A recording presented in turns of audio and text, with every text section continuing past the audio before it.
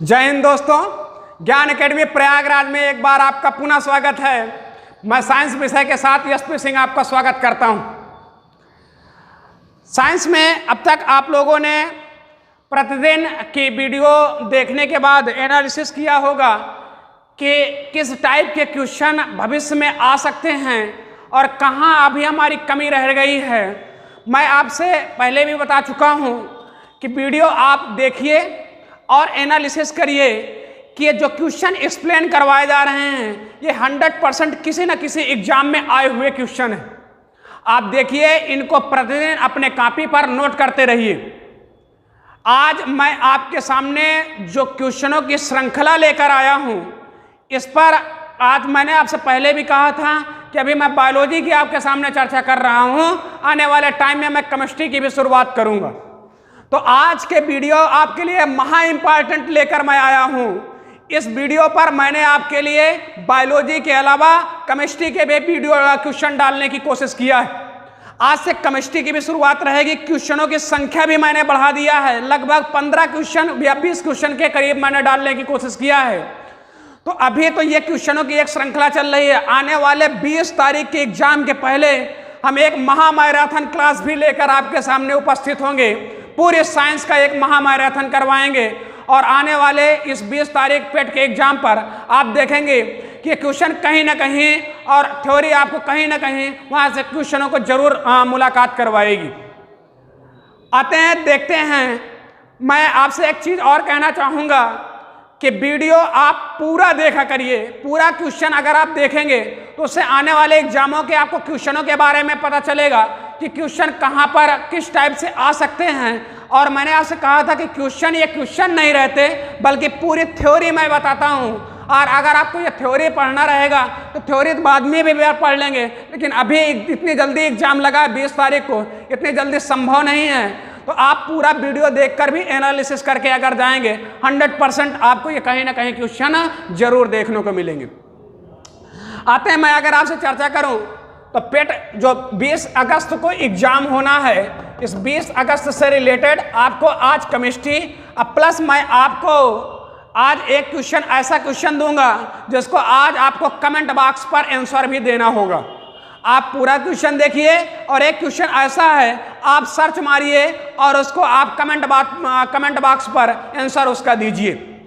इसके बाद आप चैनल को थोड़ा सा सब्सक्राइब कर, शेयर, कमेंट वगैरह भी करते रहा करिए, इससे हम लोग थोड़ा सा मोटिवेट होते रहते हैं। आते हैं, अगर मैं आपसे क्वेश्चनों की चर्चा करवाऊं तो पहला क्वेश्चन लिखा हुआ रुधिर दाब मापक यंत्र है। पहला नंबर थर्मामीटर, दूसरा बैरोमीटर, तीसरा गैल्वेनोमीटर और चौथा लिखा हुआ स्फैग्मोमैनोमीटर। एक शब्द यहां पर आ रहा रुधिर, तो रुधिर के बारे में थोड़ा सा सुनिएगा कि ब्लड क्या है, तब आप बताएंगे। ब्लड एक प्रकार का तरल संयोजी ऊतक है। क्या है? तरल संयोजी ऊतक है। अर्थात एक इसका निर्माण किससे हो रहा है? ऊतक से मिलकर बनाना हो रहा है। और अब ब्लड का पीएच मान कितना होता है, तब आप बताएंगे ब्लड का पीएच मान होता है कितना? 7.4। और इसकी प्रकृति कैसी होती है, तब आप इसकी प्रकृति बताएंगे कि इसकी प्रकृति कैसी होती है? क्षारीय। कैसी होती है? क्षारीय। और ब्लड वाले टॉपिक पर मैंने आपसे चर्चा किया था कि रुधिर का रंग कैसा होता है, तब आप बताएंगे लाल। कैसा होता है? लाल। किसकी वजह से होता है, तब आप बताएंगे हीमोग्लोबिन की वजह से। और हीमोग्लोबिन किससे मिलकर बना होता है? हीम प्लस ग्लोबिन प्रोटीन से। किससे? हीम प्लस ग्लोबिन प्रोटीन से मिलकर बना होता है।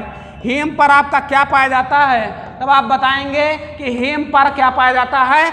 आयरन पाया जाता है। क्या पाया जाता है? आयरन पाया जाता है। तो हमारे शरीर के अंदर जो रुधिर को मापने वाला यंत्र है उसका क्या नाम है? आप बताएंगे स्फैग्मोमैनोमीटर। क्या नाम है? स्फैग्मोमैनोमीटर नाम है। आपको एक दिन मैंने इसी से और चर्चा करवाया था कि एक और क्वेश्चन पूछा जाता है कि रुधिर ब्लड प्रेशर को बोला जाता है रुधिर दाब। क्या बोला जाता है? रुधिर दाब। तो इसका मापक यंत्र क्या है? स्फैग्मोमैनोमीटर। आप लोग एक चीज और जानते हैं कि बैरोमीटर अगर पूछ लिया जाए, बैरोमीटर किसका मापक यंत्र है? तब आप बैरोमीटर के बारे में जानते हैं। बैरोमीटर किसका मापक यंत्र है?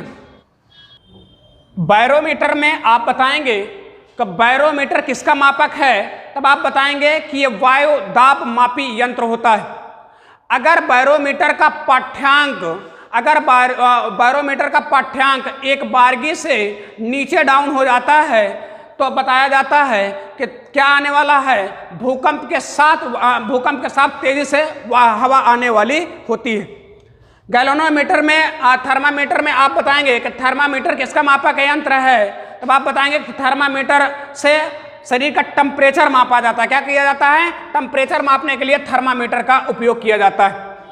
गैल्वेनोमीटर का मापन किसमें किया जाता है? आप बताएंगे मात्रक के मापन में उपयोग किया जाने वाला यंत्र क्या होता है? गैल्वेनोमीटर होता है। फिर से सुनिएगा, रुधिर दाब मापक यंत्र क्या है? स्फेग्मोमेनोमीटर। वायु दाब मापक यंत्र क्या है? बैरोमीटर। टेम्परेचर मापक यंत्र क्या है? थर्मामीटर। मात्रक मापक यंत्र क्या है? गैल्वेनोमीटर। अगले क्वेश्चन की अगर मैं चर्चा करूं तो शुद्ध रुधिर बहता है। शुद्ध रुधिर बहता, रुधिर फिर आया है। कहा प्योर ब्लड कहां पर बहता है? आप समझिएगा कि हमारे शरीर के अंदर जितनी भी शुद्ध रुधिर है, जितना भी शुद्ध रुधिर है वो कहां पर बहता है? धमनियों में। कहां पर बहता है? धमनियों में। और जितना भी अशुद्ध रुधिर है या शुद्ध रुधिर कहां पर बहता है? तब आप बताएंगे सिराओं में। कहां पर बहता है? सिराओं में। धमनियों को अंग्रेजी में बोला जाता है आर्टरी। क्या बोला जाता है? आर्टरी। और सिराओं को अंग्रेजी में क्या बोला जाता है? वेन। क्या बोला जाता है? वेन। लेकिन हमारे शरीर के अंदर, हार्ट के अंदर जो भी रुधिर आता है, यहां से 1 2 3 4 चैम्बर हार्ट पर होते हैं। तो यहां से दूसरे चैम्बर से रुधिर जाता है लंग्स के पास। कहां पर जाता है? लंग्स या फेफड़े के पास। तो जो नली इसको रुधिर लेके आती है इसका नाम होता है फुफ्फुस महाधमनी। क्या नाम होता है? फुफ्फुस महाधमनी। और ये कैसा रुधिर आता है? तब आप बताएंगे अशुद्ध रुधिर। कैसा रुधिर आता है? अशुद्ध रुधिर। अर्थात धमनियों में ये कैसा रुधिर बह रहा है? अशुद्ध। और अभी हमने आपसे बताया धमनियों में कैसा रुधिर बहता है? शुद्ध। तो एक प्रकार का क्या है? अपवाद है। क्या है? अपवाद। अब यहाँ लंग्स से रुधिर जाता है तीसरे वाले चैम्बर में। कहां पर जाता है? तीसरे वाले चैम्बर में। इसको ले जाने का काम कौन करता है? इसको ले जाने का काम करता है फुफ्फुस महाशिरा। कौन करता है? फुफ्फुस महाशिरा। और सिराओं में कैसा रुधिर बहता है? अशुद्ध रुधिर। सिराओं में कैसा रुधिर बहता है? अशुद्ध रुधिर। यहां पर कैसा रुधिर हो जा रहा है? शुद्ध रुधिर। कैसा रुधिर बह रहा है? शुद्ध रुधिर। तो क्वेश्चन का शुद्ध रुधिर बहता है फुफ्फुस धमनी में। फुफ्फुस धमनी में कैसा रुधिर बह रहा है? अशुद्ध रुधिर। इसका मतलब पहला क्या हुआ? गलत। दूसरा कहा पश्च महाशिरा, अर्थात इसके अंदर 2 नलियां लगी रहती हैं। एक ऊपर की तरफ से ब्लड आता है, इसका बोला जाता है अग्र महाशिरा। नीचे से जो आता है इसको बोला जाता है पश्च महाशिरा। क्या बोला जाता है? पश्च महाशिरा। तो यहां से दोनों से कैसा रुधिर आता है? अशुद्ध रुधिर। कैसा रुधिर आता है? अशुद्ध रुधिर। अर्थात ये भी गलत हुआ, ये भी गलत हुआ। फुफ्फुस महाशिरा में कैसा रुधिर बहता है? शुद्ध रुधिर। कैसा बोला रुधिर बहता है? शुद्ध रुधिर। इसे दूसरे नाम से जाना जाता है पल्मोनरी शिरा। किस नाम से जाना जाता था? पल्मोनरी शिरा। क्या बोला जाता है? पल्मोनरी शिरा। इसे बोला जाता है पल्मोनरी आर्टरी। इसे बोला जाता है पल्मोनरी वेन। क्या बोला जाता है? पल्मोनरी वेन के नाम से जाना जाता है। अगर आपसे कह दिया जाए कि हार्ट के कितने कक्षक हैं, आप बताएंगे 4। कितने आलिंद, कितने निलय? आप बताएंगे 2 आलिंद। और निलय कितने पाए जाते हैं? आप बताएंगे 2 निलय पाए जाते हैं। हृदय की अगर हृदय से संबंधित कोई बीमारी हो जाए तो उस बीमारी को क्या कहा जाता है? आप बताएंगे ईसीजी, इलेक्ट्रोकार्डियोग्राफ। क्या कहा जाता है? इलेक्ट्रोकार्डियोग्राफ कहा जाता है। हार्ट से कितने प्रकार की आवाज आती हैं? आप बताएंगे 2 प्रकार की आती हैं। एक का नाम रहता है लब और दूसरे का नाम रहता है डब। क्या? एक का नाम रहता है लब और दूसरे का नाम होता है डब। ये हृदय की ध्वनियों को किस यंत्र से सुना जाता है? आप बताएंगे स्टेथोस्कोप। किससे? स्टेथोस्कोप द्वारा सुना जाता है। इसे स्टेथोस्कोप को और किस नाम से जाना जाता है? इसे जाना जाता है आला के नाम से। किस नाम से जाना जाता है? आला के नाम से। अर्थात आपके सामने शुद्ध रुधिर कहां पर बहता है? तब आप बताएंगे फुफ्फुस शिरा में। कहां पर बहता है? फुफ्फुस शिरा में। आते हैं अगले क्वेश्चन में। मनुष्य में फोलिक अम्ल की कमी से उत्पन्न होने वाला रोग। फोलिक अम्ल बहुत अच्छा क्वेश्चन है। फोलिक अम्ल ये कहां से होता है? तब आप बताएंगे विटामिन B9। किससे होता है? विटामिन B9 से। आते हैं, मैं अगर आपसे चर्चा करवाऊं तो विटामिन के बारे में मैंने आज से चर्चा किया था पिछले वीडियो पर, और आपसे कहा था कि विटामिन मुख्य रूप से दो प्रकार की होती है। एक होता है जल में घुलनशील विटामिन, दूसरे का नाम क्या होता है वसा में घुलनशील विटामिन। जल में कौन कौन सी है? बी और सी। वसा में कौन कौन सी है? ए, डी, ई और के। ये चार विटामिन किसमें घुलनशील हैं? वसा में घुलनशील। Vitamin A, vitamin B, vitamin C, vitamin D, vitamin E और विटामिन के, ये 6 विटामिन मुख्य रूप से हैं। लेकिन विटामिन बी के क्या होते हैं? कॉम्प्लेक्स होते हैं। क्या होते हैं? विटामिन बी के कॉम्प्लेक्स होते हैं। और विटामिन बी के कॉम्प्लेक्स या सम्मिश्र कौन कौन से होते हैं? आप बताएंगे B1, आप बताएंगे B2, आप बताएंगे B3, आप बताएंगे B5, आप बताएंगे कितना? B7, आप बताएंगे B9, आप बताएंगे B12। और सबसे ज़्यादा क्वेश्चन पूछा जाने वाला B12 का रासायनिक नाम क्या होता है? आप बताएंगे साइनोकोबालामिन। क्या नाम होता है? साइनोकोबालामिन। क्या नाम होता है? साइनोकोबालामिन। इसकी भी कमी से कौन सा रोग हो जाता है? एनीमिया रोग। क्या हो जाता है? एनीमिया। विटामिन बी का दूसरा नाम होता है फोलिक अम्ल। क्या नाम होता है? फोलिक अम्ल। और इसी फोलिक अम्ल की कमी से भी कौन सा रोग हो जाता है? आप बताएंगे एनीमिया। कौन सा हो जाता है? एनीमिया। विटामिन B7, अच्छा इनके लिए मैं अगर आपसे चर्चा करवाऊं तो विटामिन ए का रासायनिक नाम क्या होता है? विटामिन B1 का रासायनिक नाम क्या होता है? तब आप बताएंगे थायमीन। क्या नाम होता है? थायमीन। विटामिन B2 की अगर मैं चर्चा करवाऊं तब आप क्या बताएंगे? राइबोफ्लेविन। क्या होता है? राइबोफ्लेविन। विटामिन B2 का रासायनिक नाम है। अगर विटामिन B3 की मैं चर्चा करवाऊं तो विटामिन B3 का दूसरा नाम होता है नियासिन, अर्थात इसका रासायनिक नाम क्या होता है? नियासिन। अगले नंबर B5 की अगर मैं बात करवाऊं तो B5 का क्या होता है? पेंटाथीनिक अम्ल। क्या होता है? पेंटाथीनिक अम्ल। और अगले नियासिन की कमी से कौन सा रोग होता है? पेलग्रा। कौन सा रोग होता है? पेलग्रा रोग हो जाता है। अगर इसकी बात करवाऊं तो इसका नाम क्या होता है? इसका नाम होता है पायरिडॉक्सिन। क्या नाम होता है? पायरिडॉक्सिन। अर्थात ये आपके सामने क्या है? सभी विटामिनों के रासायनिक नाम हैं। थायमीन, राइबोफ्लेविन, नियासिन, पेंटाथेनिक अम्ल, पायरिडॉक्सिन, फोलिक अम्ल और एनीमिया। ये विटामिन बी के क्या हैं? कॉम्प्लेक्स। तो पहले नंबर पर लिखा हुआ पेलग्रा। पेलग्रा किसकी कमी से होता है? आप बताएंगे विटामिन B3 की कमी से। किससे होता है? विटामिन B3 की कमी से होने वाला रोग का नाम क्या है? पेलग्रा। पेलग्रा में होता क्या है? त्वचा पर स्पॉट और जीभ पर दरारें आने चालू हो जाती हैं। त्वचा पर स्पॉट और जीभ पर दरारें। एनीमिया का मतलब क्या है? आप बताएंगे एनीमिया का मतलब है खून की कमी, ब्लड की कमी। खून की कमी ही क्या कहलाती है? एनीमिया कहलाती है। अगले नंबर पर बेरी लिखा है। बेरी किससे होता है? आप बताएंगे विटामिन B1 की कमी से कौन सा रोग हो जाता है? बेरी। डर्मेटाइटिस शब्द अंत में आ रहा, आइटिस शब्द आ रहा है। और त्वचा को बोला जाता है डर्मिस। क्या बोला जाता है? डर्मिस। तो त्वचा के अगर सूजन आ जाए तो इसे क्या बोला जाता है? डर्मेटाइटिस। क्या बोला जाता है? डर्मेटाइटिस। और फोलिक अम्ल की कमी से कौन सा रोग हो रहा है? एनीमिया रोग। कौन सा रोग हो रहा है? एनीमिया रोग हो रहा है। अगर मैं इस एनीमिया रोग की आपसे चर्चा कर रहा हूं तो इसका मतलब फोलिक अम्ल से हो रहा है। तो कौन सा ऑप्शन सही होगा? विटामिन फोलिक अम्ल को दूसरे नाम से विटामिन B9। और ऑप्शन कौन सा सही होगा? दूसरा नंबर एनीमिया। इसका मतलब 3 ऑप्शन आपके सामने गलत है। आते हैं अगले क्वेश्चन की अगर मैं आपसे चर्चा करवाऊं। ट्रिप्सिन पाया जाता है। अच्छा ये ट्रिप्सिन है क्या? तब आप बताएंगे कि ट्रिप्सिन एक प्रकार का एंजाइम है। क्या है? एंजाइम है। और एंजाइम की खास बात क्या होती है? बताएंगे कि all enzyme are protein. All enzyme are protein, अर्थात जितने भी एंजाइम होते हैं सभी एंजाइम प्रोटीन के होते हैं। But not all are protein in enzyme. सभी एंजाइम प्रोटीन तो हो सकते हैं लेकिन सभी प्रोटीन एंजाइम नहीं हो सकती। आपको पता है सारे हमारे बॉडी के जितने भी एंजाइम हैं सब एंजाइम को एक बार में सुन लीजिए। हमारे लार से निकलने वाले एंजाइम का नाम क्या है? आप बताएंगे टाइलिन। क्या नाम है? टाइलिन। और एक एंजाइम और निकलता है जिसका नाम है लाइसोजाइम। क्या नाम है? लाइसोजाइम। हमारे जठर ग्रंथ से निकलने वाले एंजाइम का नाम क्या है? जठर ग्रंथ से क्या निकलता है? HCl।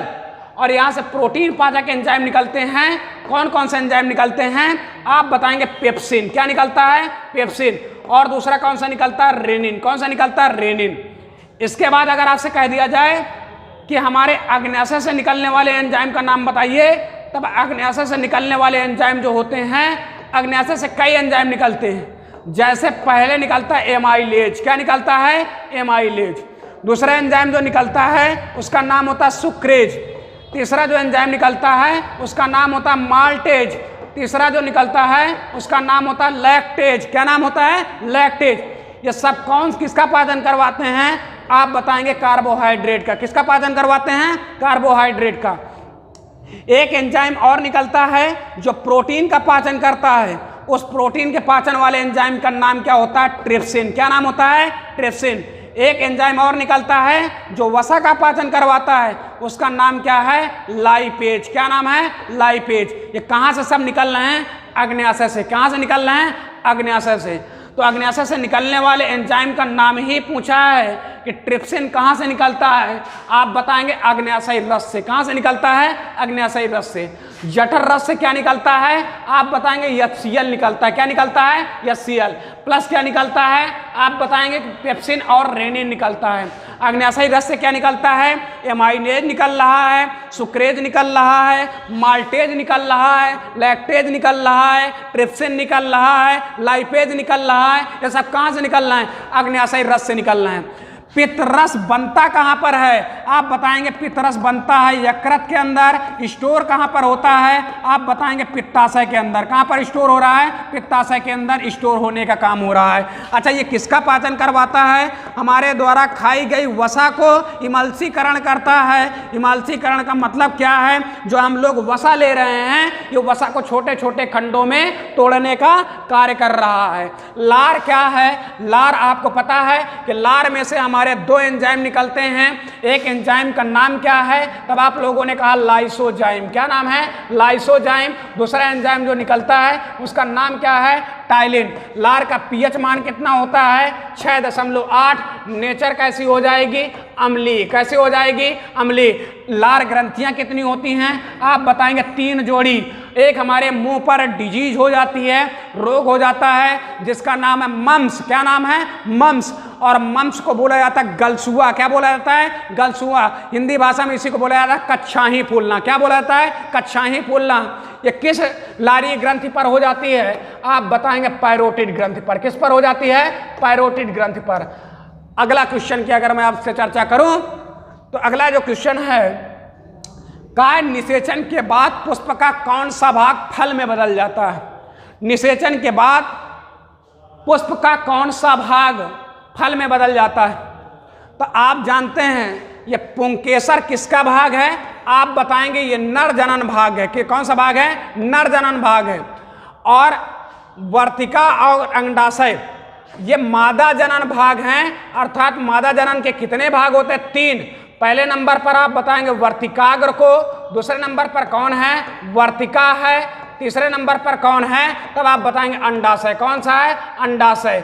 जब भी निषेचन होगा, निषेचन का मतलब क्या हुआ कि मेल गैमेट और फीमेल गैमेट जब आपस में मिलेंगे तो इनके मिलने के पश्चात जो एक सेल बनती है इसे बोला जाता है युग्मनज। क्या बोला जाता है? युग्मनज। इसी को बोला जाता है जाइगोट। क्या बोला जाता है? जाइगोट। ये जो जाइगोट बनता है आगे चल के निषेचन के बाद पुष्प का कौन सा भाग फल में बदल जाता है? ये आगे चल के फल में बदलेगा, उसका नाम क्या है आप बताएंगे? अंडाशय। क्या नाम है? अंडाशय। क्या नाम है? अंडाशय।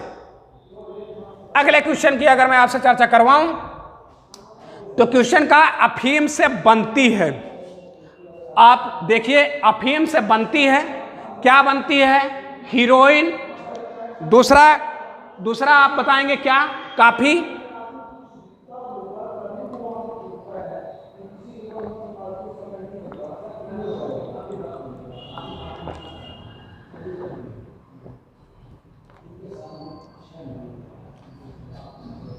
अफीम से बनती है हीरोइन, कॉफी, चाय। तब आप सुनिएगा क्वेश्चन। कभी अगर आपसे पूछा जाए चाय में क्या पाई जाती है आप बताएंगे? थीन। क्या पाई जाती है? थीन। कॉफी में क्या पाई जाती है आप बताएंगे? कैफीन। क्या पाई जा रही है? कैफीन। एलएसडी क्या है? तब आप बताएंगे एक प्रकार की ड्रग्स औषधि है जो इंजेक्शन के रूप में लोग इसे लेने लगते हैं, जो बहुत नशे के आदी हो जाते हैं और बाद में क्या लेने लगते हैं? एलएसडी लेने लगते हैं। लाइसरजेनिक, इसका नाम है लाइसरजेनिक एसिड डाइथैलामाइड।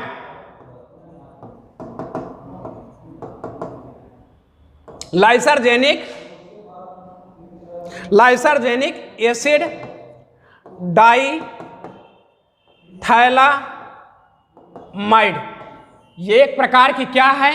ये एक प्रकार की ड्रग्स औषधि है। अर्थात अफीम से क्या बनती है? आप बताएंगे हीरोइन। क्या बनती है? हीरोइन। फिर से सुनिए, चाय में क्या पाया जाता है? थीन। कॉफी में क्या पाया जा रहा है? कैफीन। और एलएसडी क्या है? एक प्रकार की ड्रग, लाइसरजेनिक एसिड डाइथैलामाइड। अफीम से क्या बनता है? आप बताएंगे हीरोइन। क्या बनता है? हीरोइन। अगला, एक संकर क्रॉस में फिनोटाइप अनुपात होता है। एक संकर क्रॉस आप लोगों ने जब कक्षा 10th की क्लास पढ़े होंगे तो कक्षा 10th में बायोलॉजी में एक चैप्टर है जिस चैप्टर का नाम है जीनेटिक्स। और जीनेटिक्स में बताया जाता है, जीनेटिक्स को हिंदी में बोला जाता है आनुवंशिकता। क्या बोला जाता है? आनुवंशिकता। और आनुवंशिकता के जनक किसे कहा जाता है? आप बताएंगे कि आनुवंशिकता के जनक ग्रेगर जॉन मेंडल को कहा जाता है। किसे कहा जाता है? ग्रेगर जॉन मेंडल को कहा जाता है। और मेंडल ने अपना प्रयोग किस पर किया था? मटर पर। किस पर किया था? मटर पर। और मटर का जंतु वैज्ञानिक नाम क्या है? आप बताएंगे मटर का जंतु वैज्ञानिक नाम क्या है? तब आप बताएंगे पाइसम सटाइवम। क्या नाम है? पाइसम सटाइवम इसका जंतु वैज्ञानिक नाम है। तो मेंडल ने बताया था कि एक पीढ़ी के लक्षण अगली पीढ़ी पर जाते हैं। इसको ले जाने का काम कौन करते हैं? जीन करते हैं। कौन करते हैं? जीन करते हैं। लेकिन इनको जो अपना नियम को प्रस्तावित करना था या समझाना था, उसको समझाने के लिए इन्होंने 3 नियम दिए थे। 3 नियम कौन कौन से दिए थे? पहला नियम था प्रभाविता का नियम। दूसरा नियम जो दिया था वो दूसरा नियम था पृथक्करण का नियम। तीसरा नियम जो था उसका नाम था स्वतंत्र अपव्यूहन का नियम। क्या नाम था? स्वतंत्र अपव्यूहन का नियम। ये 3 नियम दिए थे। पहला और दूसरा, प्रभाविता और पृथक्करण का नियम किस नियम पर आधारित था? एक संकर क्रॉस पर आधारित था। किस पर आधारित था? एक संकर क्रॉस पर। और स्वतंत्र अपव्यूहन का नियम किस नियम पर आधारित था? आप बताएंगे 2 संकर क्रॉस पर। एक संकर क्रॉस मोनोहाइब्रिड क्रॉस और डाई हाइब्रिड क्रॉस क्या था? कहने का मतलब ये था कि जब एक जोड़ी परंतु विपरीत पौधों के बीच क्रॉस करवाया जाता है तो इनकी बीच जो उत्पन्न प्रथम पीढ़ी है, फर्स्ट जनरेशन जो आ रही है, अगर इसका पुनः क्रॉस करवा दिया जाए तो इनके बीच उत्पन्न होने वाले पौधों के बीच capital T capital T, capital T small T, capital T small T और स्मॉल टी, अर्थात ये जो लक्षण दिखाई दे रहे हैं, capital T 1, capital T small T 2 और स्मॉल टी 1, 1:2:1, अर्थात फिनोटाइप का मतलब क्या हुआ? दृश्य रूपी अनुपात जो एक मोनोहाइब्रिड क्रॉस पे आता है उसका अनुपात क्या होता है? आप बताएंगे 1:2:1 का अनुपात आता है। फिर से सुनिए, मेंडल ने अपना प्रयोग किस पर किया था? मटर पर किया था। कितने नियम दिए थे? 3 नियम दिए थे। कौन कौन से? प्रभाविता, पृथक्करण और स्वतंत्र अपव्यूहन का नियम। पहला और दूसरा नियम किस पर आधारित है? एक संकर क्रॉस पर आधारित है। तीसरा नियम किस पर आधारित है? 2 संकर क्रॉस पर आधारित है। और इन्होंने अपना पौधा जो लिया एक संकर क्रॉस वाले पर, इन्होंने जो क्रॉस करवाया वो माना, इन्होंने क्या बताया था कि जब एक जोड़ी परंतु विपरीत लंबा और बौना पौधे के बीच क्रॉस करवाया जाता है तो इनके बीच उत्पन्न प्रथम पीढ़ी का पुनः सेल्फ क्रॉस करवा देने पर जो दृश्य रूपी अनुपात प्राप्त होता है वो 1:2:1 का प्राप्त होता है। अर्थात इसका कौन सा सही होगा? ऑप्शन आपका सही होगा 1:2:1 का। नहीं, 1:2:1 का जो ये अनुपात आ रहा है वो अनुपात आ रहा है आपका जीन रूपी अनुपात। कैसा अनुपात आ रहा है? जीन रूपी अनुपात। क्वेश्चन पूछा फिनोटाइप अनुपात अर्थात दृश्य रूपी अनुपात। इस पर आपको जो दृश्य रूपी अनुपात दिखाई देगा वो कितना दिखाई देगा, 3:1 का। अर्थात 3 पौधे कैसे होंगे, लंबा वाला, 1 पौधा कैसा होगा, बौना वाला। अर्थात जो अनुपात आएगा वो कितना आएगा, 3:1। अर्थात ये गलत होगा, सही कौन सा होगा, 3:1 का अनुपात सही होगा। जल्दबाजी में गलत मत करिएगा। फिनोटाइप अनुपात पूछा है, हमने बता दिया था कौन सा, जीनोटाइप अनुपात। जीनोटाइप अनुपात कितना है, 1:2:1। फिनोटाइप अनुपात कितना होगा, 3:1 का होगा। अगले क्वेश्चन की अगर मैं आपसे चर्चा करवाऊं तो आनुवांशिक एकक जो गुणसूत्रों पर पाए जाते हैं उन्हें क्या कहते हैं। इधर समझिए, गुणसूत्र पर क्या पाए जाते हैं, आप बताएंगे जीन पाए जाते हैं। क्या पाए जाते हैं, जीन। और जीन के बारे में पता किसने लगाया था, आप बताएंगे जोहानसन नामक वैज्ञानिक ने पता लगाया था। और एक वैज्ञानिक और हैं जिनका नाम था बीडल व टैटम। क्या नाम है, बीडल व टैटम। बीडल व टैटम नामक वैज्ञानिक ने क्या दिया है, आप बताएंगे 1 जीन 1 एंजाइम। 1 जीन 1 एंजाइम का क्या मतलब है, 1 जीन 1 एंजाइम का मतलब ये है कि एक जीन को कार्य करने के लिए एक एंजाइम कार्य करता है। इसको कौन बताया था, बीडल व टैटम नामक वैज्ञानिक ने बताया था। अच्छा, जंपिंग जीन भी होता है। क्या होता है, जंपिंग जीन होता है। जंपिंग जीन के बारे में किसने बताया था, आप बताएंगे मैककिलटॉक। किसने लगाया था, मैककिलटॉक नामक वैज्ञानिक ने क्या किया था, जंपिंग जीन के बारे में पता लगाया था। और किस पर पता लगाया था, मक्का पर। किस पर लगाया था, मक्का पर। अर्थात जंपिंग जीन का मतलब है कि जो मक्के के अंदर पाए जाने वाले जीन हैं वो एक जीन से दूसरे जीन पर उछल कूद करते रहते हैं। इसलिए बार बार मैककिलटॉक ने क्या कहा कि जंपिंग जीन किस पर पाया जा रहा है, मक्का में। जीन का पता किसने लगाया, जोहानसन। बीडल व टैटम ने क्या दिया, 1 जीन 1 एंजाइम दिया। आपके सामने आज बायोलॉजी के अलावा केमिस्ट्री के भी क्वेश्चन हैं, इनकी भी चर्चा करनी है। क्वेश्चनों की संख्या आज मैंने बढ़ाया भी है।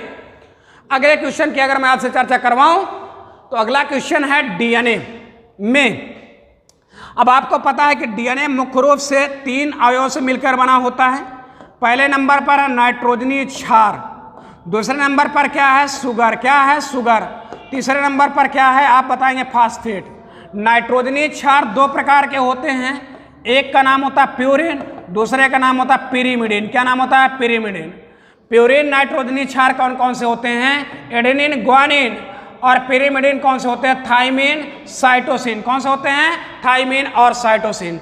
शुगर कौन सी पाई जाती है, तब आप बताएंगे शुगर कौन सी पाई जाती है, तब आप बताएंगे डीऑक्सीराइबोस शर्करा। कौन सी, डीऑक्सीराइबोस शर्करा पाई जाती है।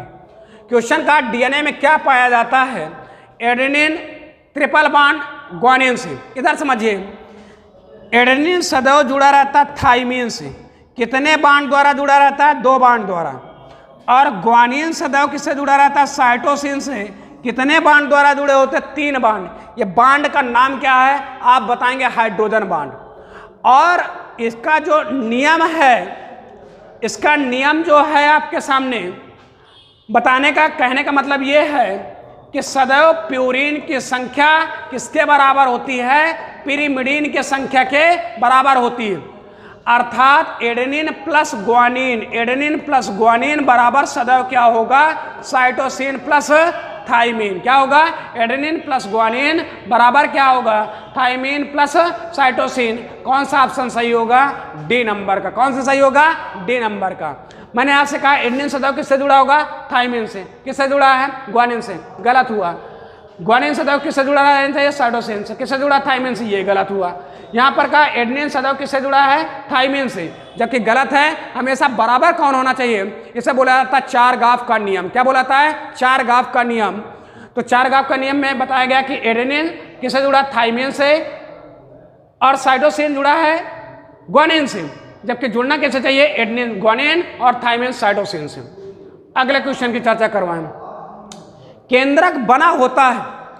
अच्छा, केंद्रक आया तो कोई भी कोशिका है, कोशिका के अंदर क्या पाया जा रहा है, केंद्रक।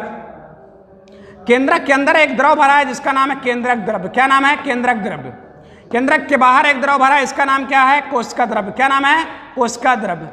तो केंद्रक द्रव्य और कोशिका द्रव्य, इन दोनों द्रवों को मिलाकर ही बोला जाता है ज्योद्रव्य। क्या बोला जाता है, ज्योद्रव्य। और जीव द्रव्य के बारे में बताने वाले वैज्ञानिक का नाम क्या था? हक्सले। क्या बताया था? हक्सले। हक्सले ने क्या कहा था? फिजिकल बेसिस ऑफ लाइफ, अर्थात जीव द्रव्य जीवन का भौतिक आधार है। जीव द्रव्य जीवन का भौतिक आधार है। किसने बताया था? आप बताएंगे, हक्सले नामक वैज्ञानिक ने बताया था। और केंद्रक के बारे में कौन बताया था? तब आप बताएंगे रॉबर्ट ब्राउन। कौन बताया था? रॉबर्ट ब्राउन नामक वैज्ञानिक ने केंद्रक के बारे में बताया था। केंद्रक के कितने भाग होते हैं? आप बताएंगे 4।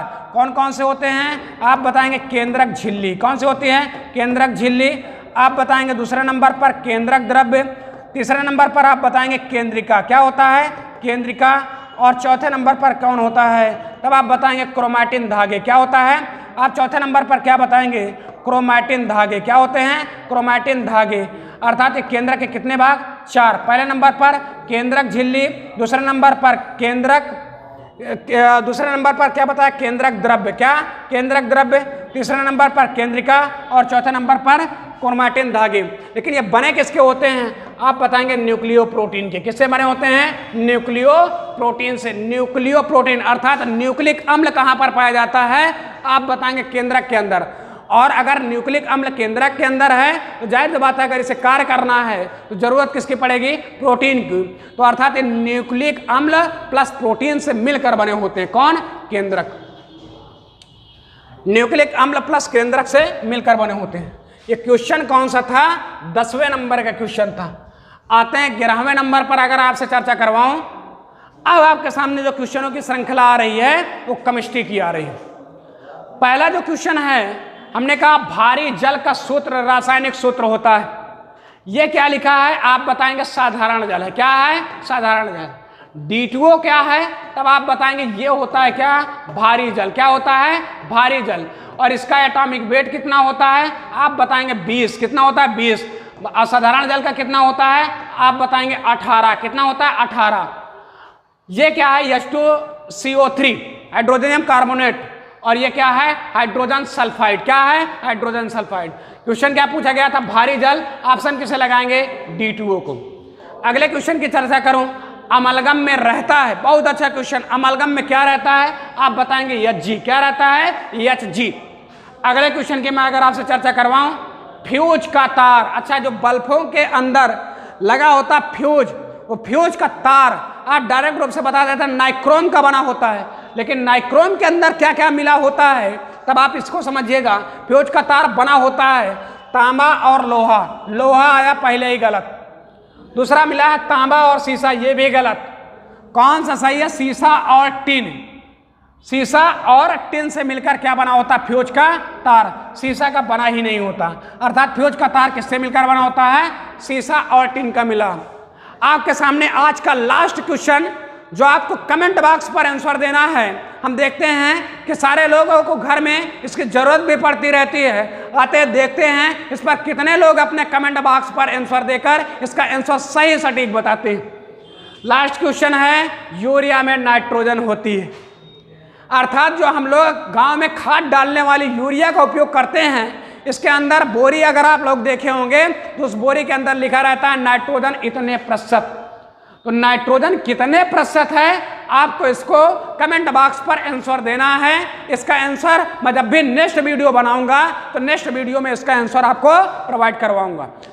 आपसे मेरा एक निवेदन है कि आप वीडियो को पूरा देखें। इसके बाद सभी क्वेश्चनों को कॉपी पर जरूर नोट करते रहिए। आने वाले टाइम पर मैं आपके सामने और इससे अच्छा बेहतर करने की कोशिश करूंगा। और आज की क्लास मैं यहीं तक रखता हूं। शेष जो भी रहेगा, अभी 20 तारीख तक ये न्यू श्रृंखला आपकी चलती रहेगी। आज की क्लास यहीं तक। जय हिंद।